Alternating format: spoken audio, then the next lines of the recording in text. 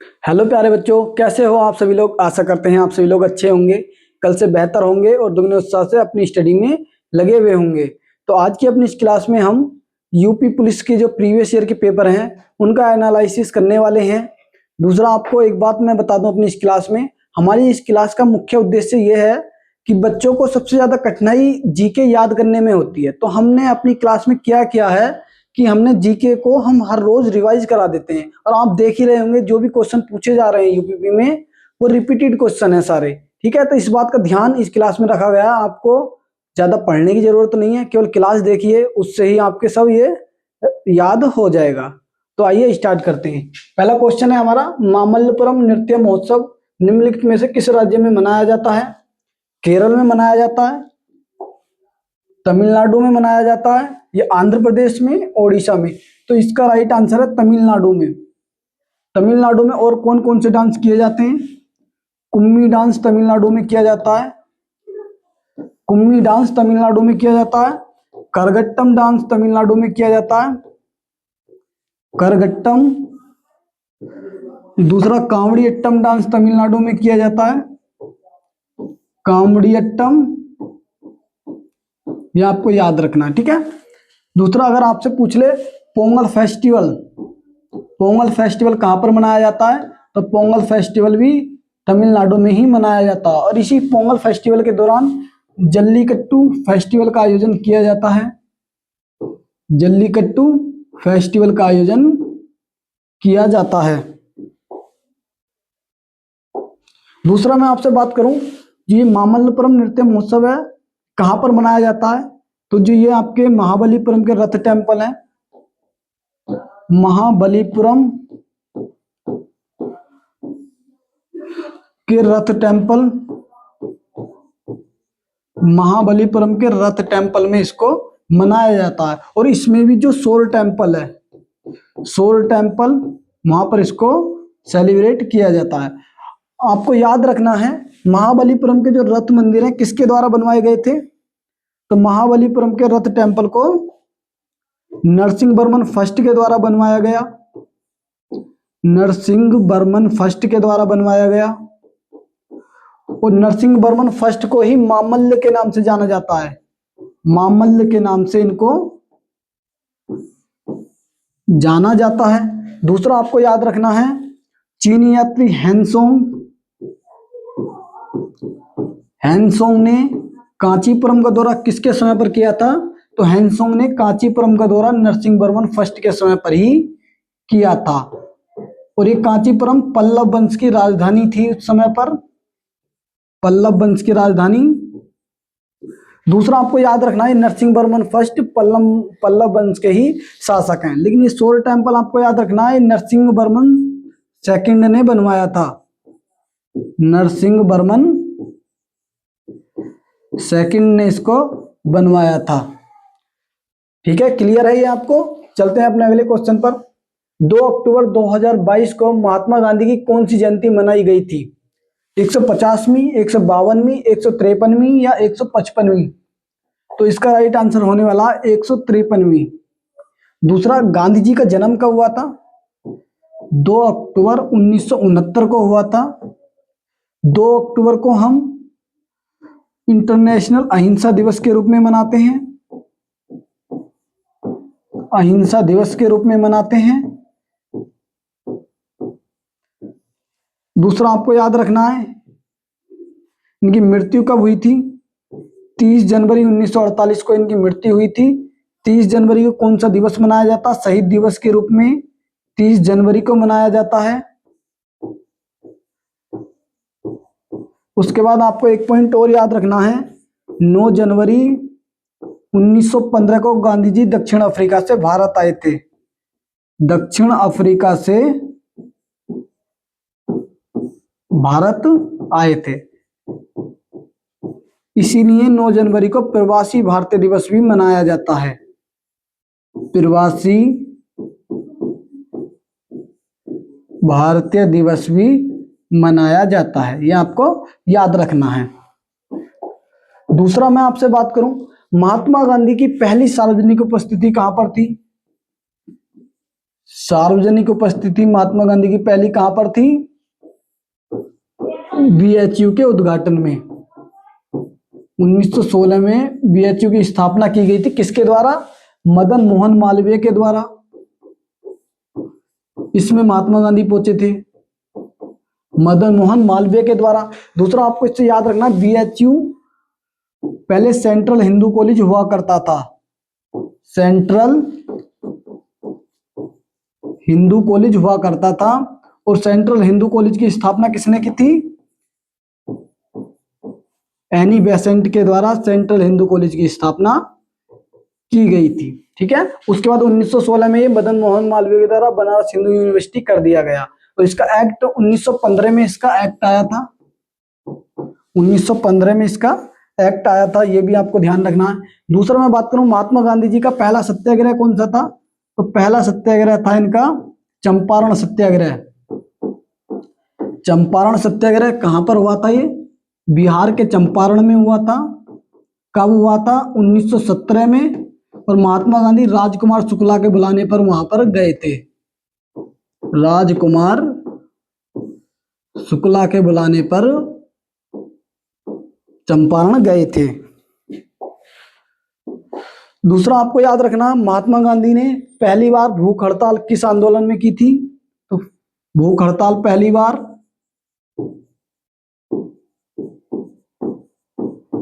भूख हड़ताल की थी 1918 का, जो अहमदाबाद मिल मजदूर आंदोलन हुआ था। अहमदाबाद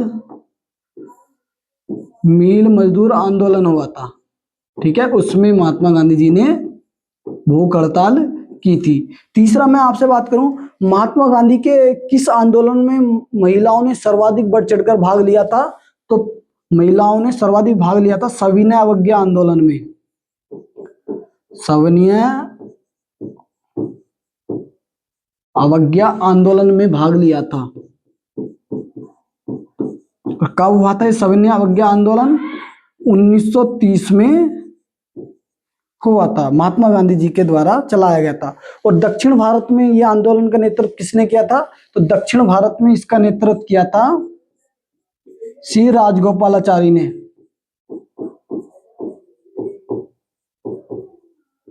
श्री राजगोपालाचारी ने इसका नेतृत्व किया था। अपने अगले क्वेश्चन पर चलते हैं। भारत में पहले एशियाई खेलों का आयोजन कहाँ हुआ था? मुंबई में हुआ था, कोलकाता में हुआ था, नई दिल्ली में हुआ था या चेन्नई में हुआ था? तो अगर हम भारत में पहले एशियाई खेलों की बात करें तो नई दिल्ली में हुए थे। कब हुए? 1951 में हुए थे। 1951 में हुए। भारत की इसमें कौन सी रैंक थी? भारत दूसरे नंबर पर था। दूसरा आपसे पूछ ले, दूसरे नंबर पर यदि भारत था तो पहले नंबर पर जापान था। और भारत ने टोटल कितने मेडल इसमें जीते थे? 51 पदक टोटल भारत ने जीते थे। ये आपको क्लियर है? दूसरी बार भारत में कब हुआ?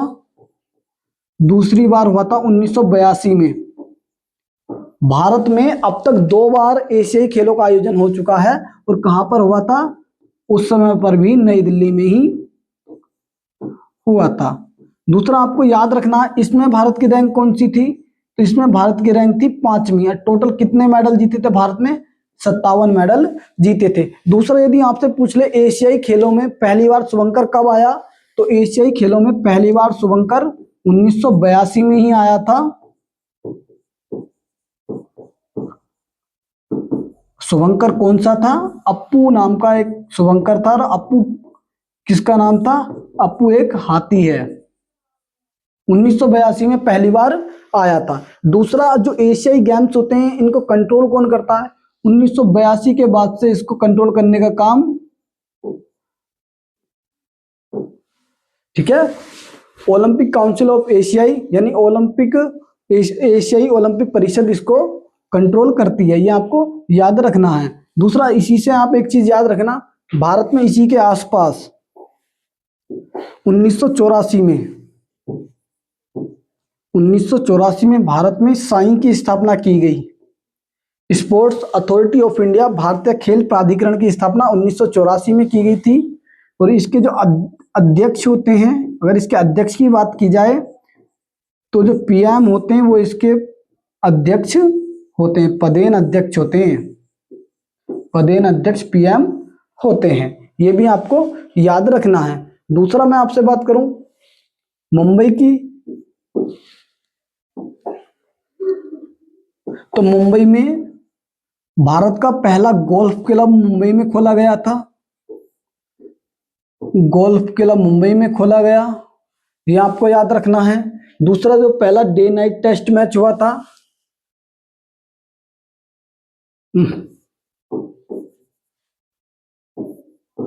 पहला डे नाइट टेस्ट मैच कहां पर हुआ था, तो वो भी कहां पर, कोलकाता में ही हुआ था। Day night test match Kolkata में हुआ था। दूसरा मुंबई में एक आपको स्टेडियम याद रखना है, बॉम्बे जिमखाना स्टेडियम कहां पर है, बॉम्बे जिमखाना स्टेडियम मुंबई में ही स्थित है। दूसरा मुंबई से एक चीज और याद रखनी है, मुंबई किस द्वीप पर स्थित है, तो मुंबई सोलसेट द्वीप पर स्थित है। और जो मुंबई में पेट्रोलियम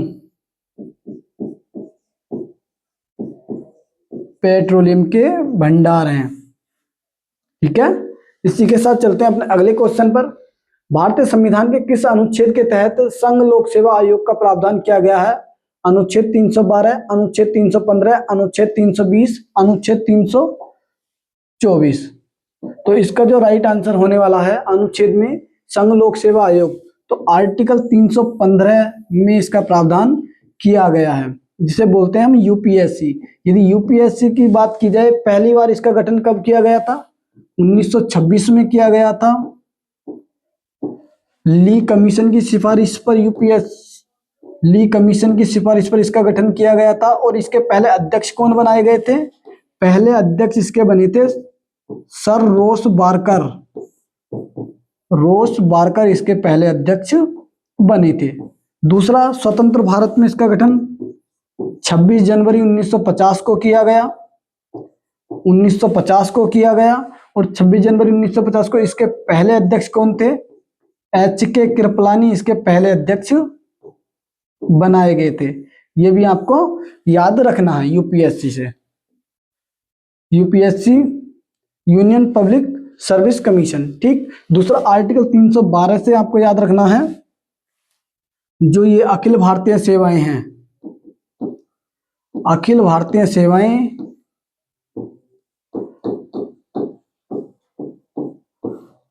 अखिल भारतीय सेवाएं बनाने का जो काम है वो संसद के पास है आर्टिकल 312 के तहत। दूसरा, राज्यसभा इस पर पहल करती है, राज्यसभा इस पर पहल करती है, ये आपको याद रखना है। आर्टिकल 320 की मैं आपसे बात करूं तो आर्टिकल 320 में ये बताया गया है कि जो यूपीएससी है और जो स्टेट पीएससी हैं, ठीक है, स्टेट पीएससी हैं, जो नियुक्तियां होती हैं, यानी संघ लोक सेवा आयोग की जो नियुक्तियां होती हैं, उन नियुक्तियों को कराने का काम किनका है? यूपीएससी और स्टेट पीएससी का नियुक्ति कराने का काम होता है। आर्टिकल 320 में ये दिया गया है। आर्टिकल 324 की मैं आपसे बात करूं तो आर्टिकल 324 में चुनाव आयोग है, चुनाव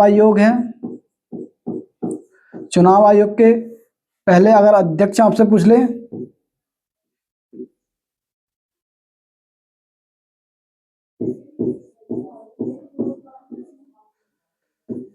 यहां मिटाना जरा,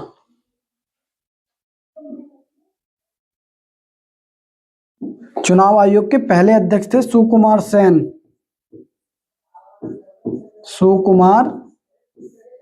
सेन चुनाव आयोग के पहले अध्यक्ष थे, ये आपको याद रखना। दूसरा, चुनाव आयोग संविधान के किस भाग में है? तो भाग 15 में चुनाव आयोग का प्रावधान है, जबकि जो यूपीएससी है इसका प्रावधान भाग 14 में इसका प्रावधान है, भाग 14 में।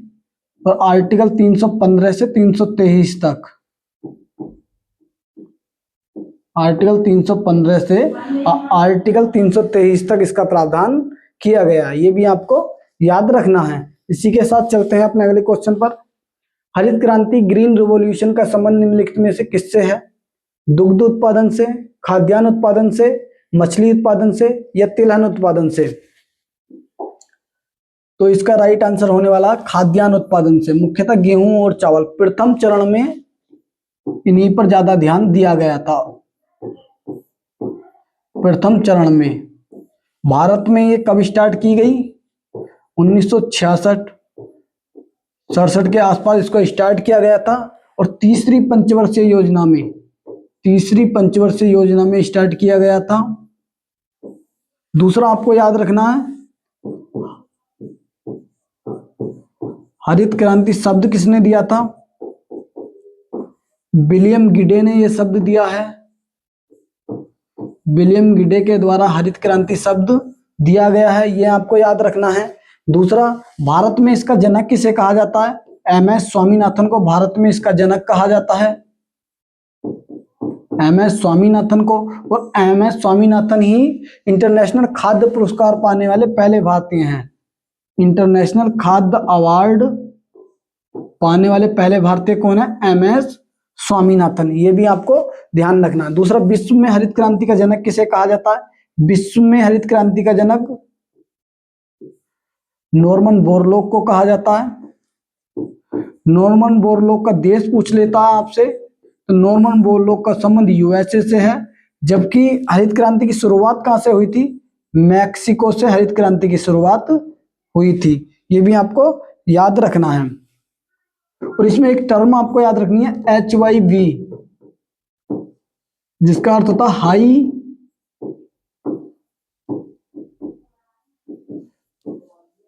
यील्डिंग वैरायटी, यानी उच्च उत्पादकता देने वाली वैरायटियों का इसमें इस्तेमाल किया गया था। क्लियर है आपको? दुग्ध उत्पादन की मैं बात करूं तो बर्गिज कुरियन को इसका जनक कहा जाता है। बर्गिज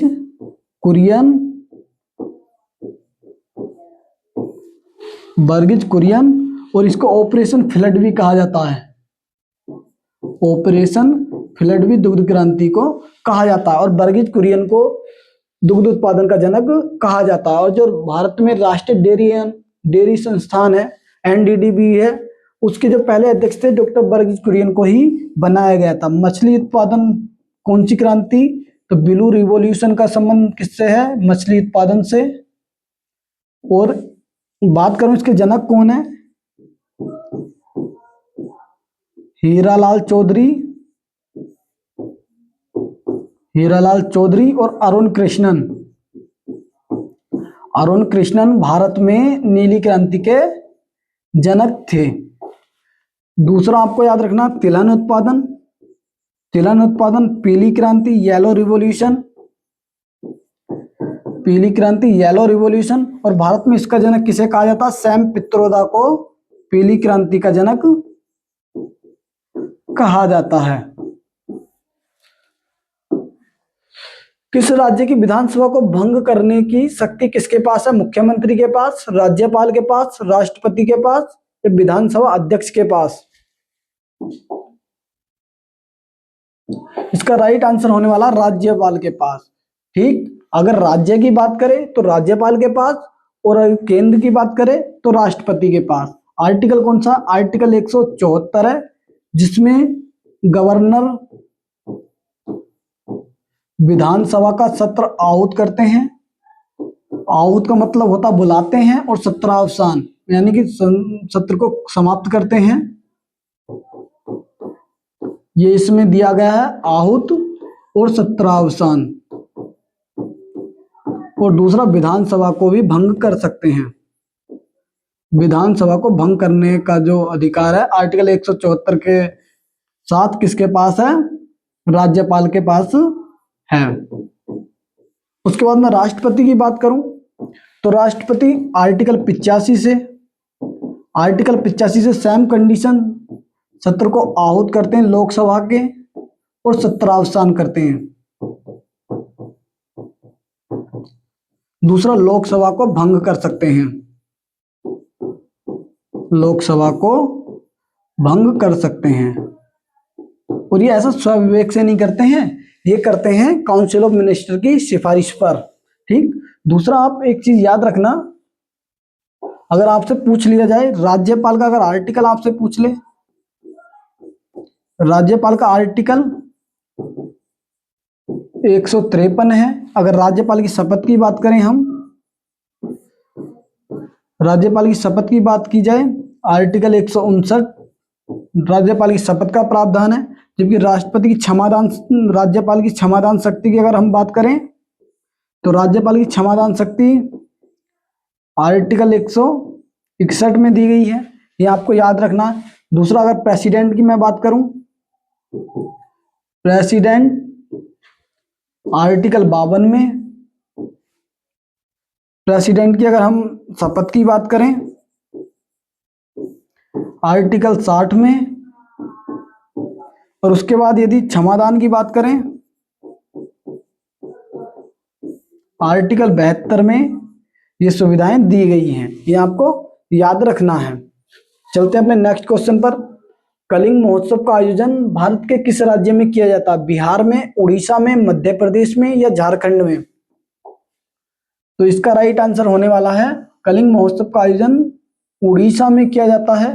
और ये किस युद्ध को याद करने के लिए किया जाता है? कलिंग युद्ध को याद, या कलिंग युद्ध को सम्मान देने के लिए ये यहाँ पर आयोजन किया जाता है। दूसरा, कलिंग युद्ध कब हुआ था?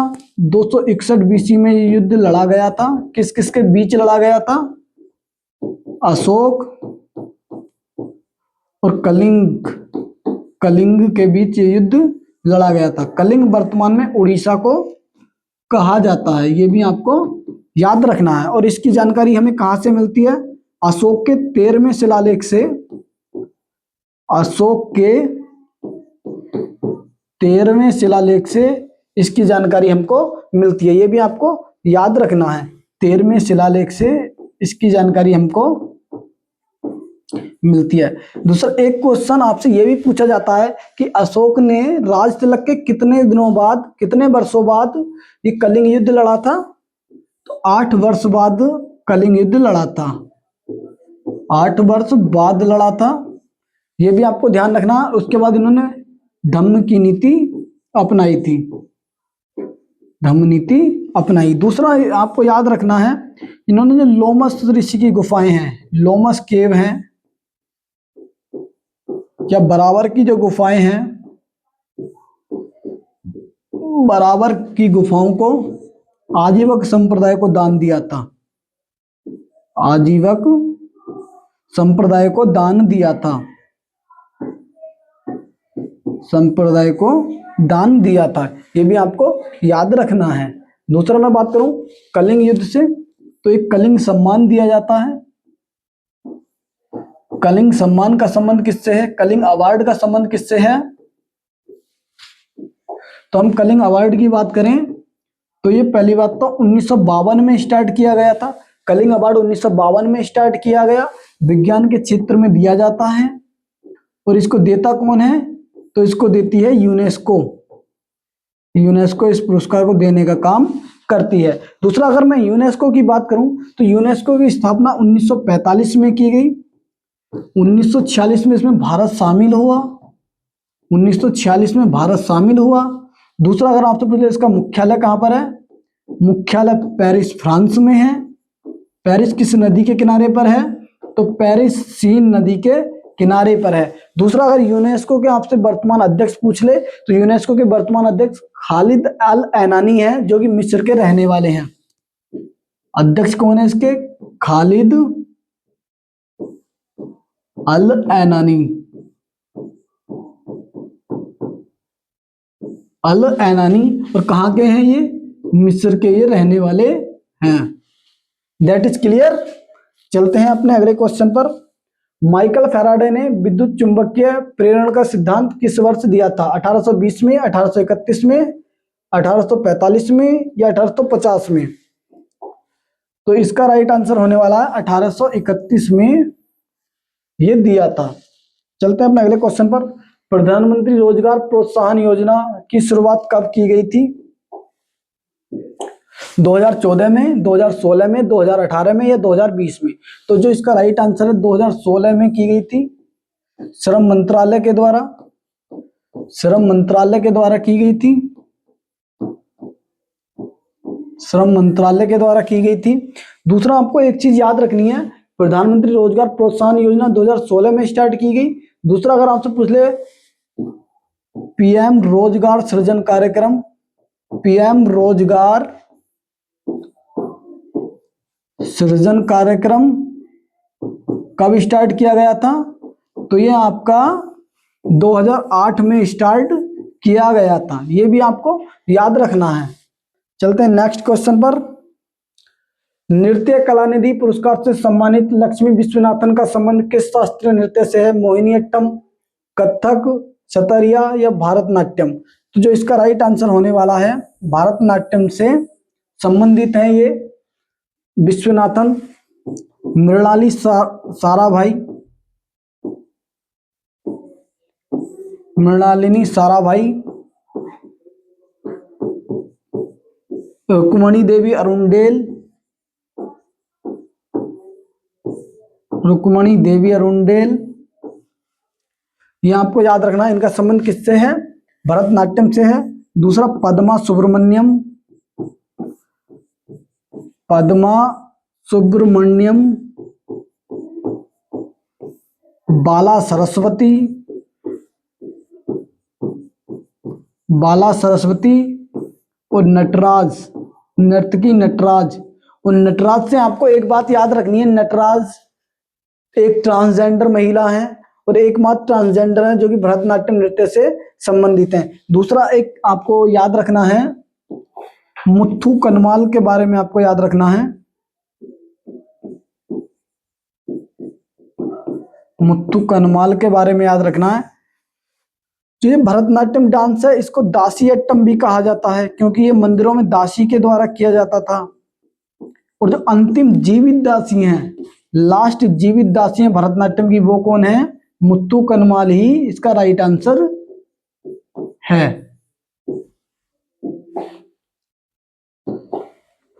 आगे आपको याद रखना है मोहिनीअट्टम कहां पर किया जाता है?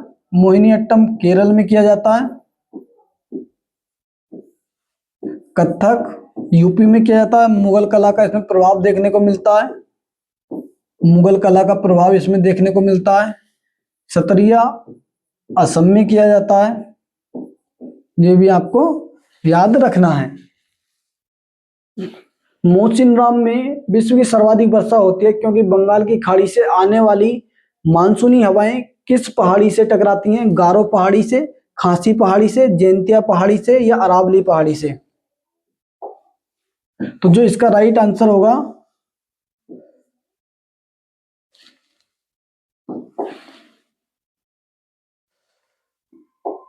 ये गारो पहाड़ी से टकराती हैं, गारो पहाड़ी से टकराती हैं। दूसरा आपको याद रखना है यहाँ पर सर्वाधिक वर्षा होती है मौसिनराम मेघालय में।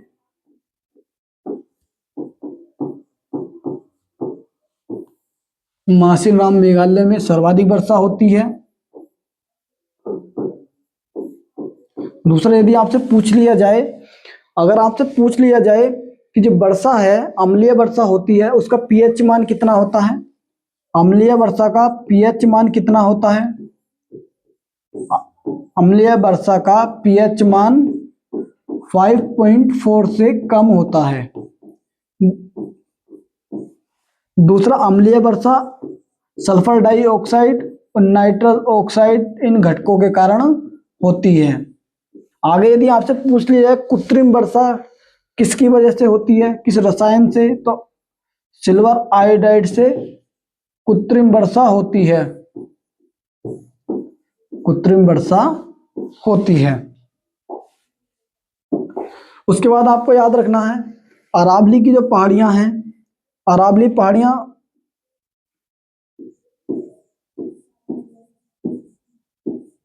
विश्व और भारत की सबसे पुरानी पहाड़ी हैं।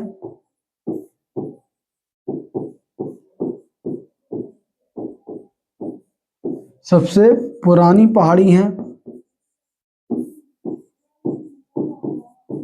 पुरानी पहाड़ी हैं। दूसरा आपको याद रखना मेघालय में ही एक बेहंदी खलम फेस्टिवल मनाया जाता है।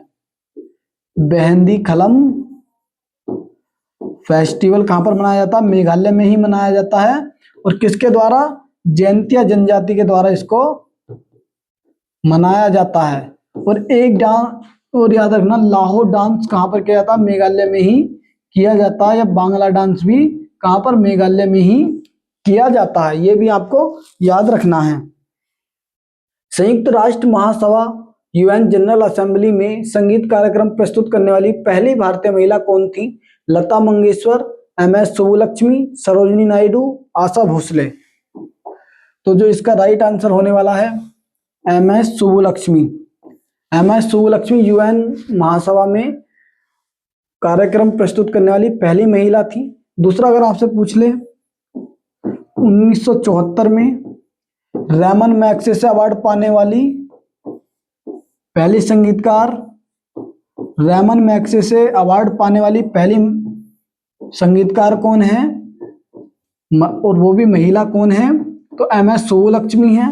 और पहली भारत रत्न पाने वाली पहली महिला संगीतकार कौन है? तो वो भी आपकी एमएस सुब्बुलक्ष्मी जी ही हैं। दूसरा आपसे पूछ ले, एमएस सुब्बुलक्ष्मी का जन्म कहाँ पर हुआ था? मदुरै में हुआ था जी। ये वही मदुरै जो कि बैगई नदी के किनारे पर है, बैगई नदी के किनारे पर है। दूसरा यहीं पर मीनाक्षी टेम्पल है, मीनाक्षी मंदिर है जहां पर चिथिरई फेस्टिवल मनाया जाता है, चिथिरई फेस्टिवल मनाया जाता है।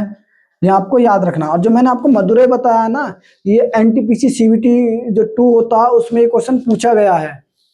एनटीपीसी सीवीटी 2 में ये पूछा गया है। रैमन मैग्सेसे की मैं अगर आपसे बात करूं तो पहला किसे दिया गया था? पहले भारतीय कौन थे? विनोबा भावे को सर्वप्रथम ये दिया गया, विनोबा भावे को दिया गया।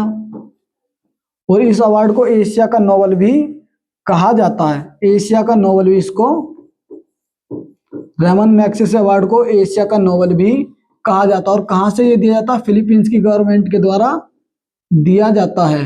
फिलीपींस की राजधानी अगर आपसे पूछ ले कौन सी है, तो मनीला फिलीपींस की राजधानी है। ये आपको याद रखना है। दूसरा मैं सरोजिनी नायडू की बात करूं तो पहली महिला कांग्रेस की अध्यक्षता करने वाली पहली भारतीय महिला कौन है? तो सरोजिनी नायडू, सरोजिनी नायडू। ठीक। दूसरा आपसे पूछ ले, पहली महिला कौन है? फर्स्ट वुमेन पूछे, वुमेन पूछे तब बताएंगे आप। Annie Besant, Annie Besant. Humayun का मकबरा किस स्थापत्य शैली में बना है? द्रविड़ शैली, नागल शैली, मुगल शैली या गोथिक शैली? तो इसका राइट आंसर होने वाला मुगल शैली। मुगल शैली में भी इसे भारत का पहला उद्यान मकबरा कहा जाता है। भारत का पहला उद्यान मकबरा, उद्यान मकबरा, क्योंकि ये 4 बाग शैली में बना हुआ है, 4 बाग शैली में। और कहां पर है ये? दिल्ली में ये स्थित है। जो हुमायूं का मकबरा दिल्ली में है, 4 बाग शैली में बना हुआ है। किसने बनवाया था? बेगा बेगम या हाजी बेगम, जो कि हुमायूं की पत्नी थी, उनके द्वारा इसे बनवाया गया था 1565 से 1572 के बीच। 1993 में हुमायूं के मकबरे को यूनेस्को में शामिल किया गया, यूनेस्को में शामिल किया गया। ये आपको याद रखना है। दूसरा, इसके वास्तुकार कौन थे? तो मिराक मिर्जा गियात इसके वास्तुकार थे। हुमायूं के मकबरे के वास्तुकार अगर आपसे पूछ लिए जाएं तो मिराक मिर्जा गियात इसके वास्तुकार थे, जो कि कहां से बुलाए थे? अफगानिस्तान से इनको बुलाया गया था, अफगानिस्तान से इनको बुलाया गया था। दूसरा एक क्वेश्चन आपको याद रखना है, जब 1857 की क्रांति हुई थी तब बहादुर शाह जफर को पकड़ा गया था। ठीक है, बहादुर शाह जफर को अरेस्ट किया गया था। ये क्वेश्चन पूछ लेता है कि बहादुर शाह जफर को कहां से अरेस्ट किया गया था, कहां पर छुपे हुए थे? तो हुमायूं के मकबरे में ही छिपे हुए थे। ये भी आपको याद रखना है। और इसे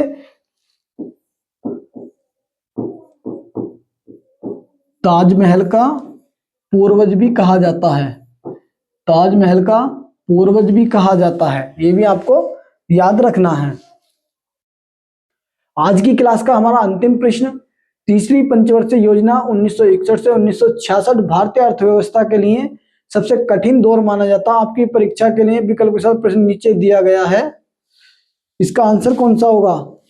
विदेशी निवेश में अत्यधिक वृद्धि, भीषण सूखा और दो युद्धों के कारण संसाधनों की कमी, बैंकों का राष्ट्रीयकरण, जनसंख्या में भारी गिरावट। तो इसका राइट आंसर है भीषण सूखा और जो दो युद्ध हुए थे भारत चीन और भारत पाकिस्तान के साथ, इसका प्रमुख कारण था। ठीक है, तीसरी पंचवर्षीय योजना पूछ लेता किसके नेतृत्व में स्टार्ट की गई? तीसरी पंचवर्षीय योजना जेएल नेहरू के नेतृत्व में स्टार्ट की गई थी।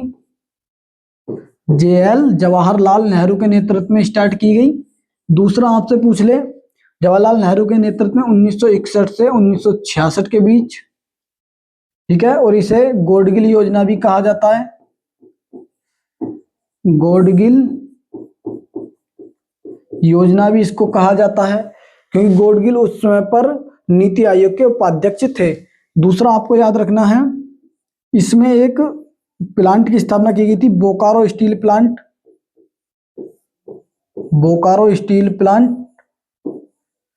बोकारो स्टील प्लांट की स्थापना तीसरी पंचवर्षीय योजना में की गई थी। और कहां पर? झारखंड में इसकी स्थापना की गई और रूस की सहायता से इसको स्थापित किया गया था। दूसरा आपको मैंने अभी पीछे भी बताया कि जो हरित क्रांति हुई थी भारत में, वो तीसरी पंचवर्षीय योजना में ही हुई थी। दूसरा, इसी के बाद योजना अवकाश आया था 1966 से 1969 के बीच का समय, उसे योजना अवकाश कहा जाता है। योजना अवकाश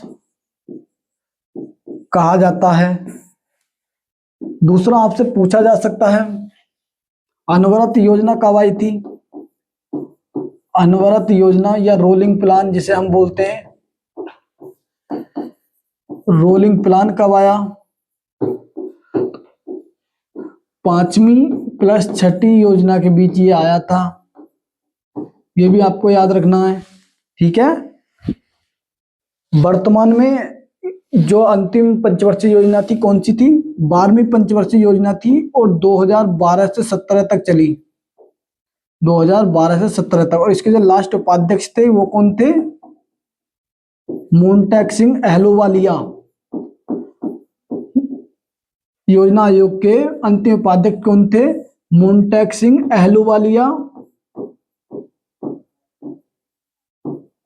अहलूवालिया इसका राइट आंसर होगा। उसके बाद भारत में योजना आयोग को हटाकर नीति आयोग की स्थापना कर दी गई, national institution for transforming in India. ठीक है, ये आपको याद रखना है। इसी के साथ आज की क्लास अपनी यहीं रखते हैं, कल से करेंगे फिर से कंटिन्यू। Thank you.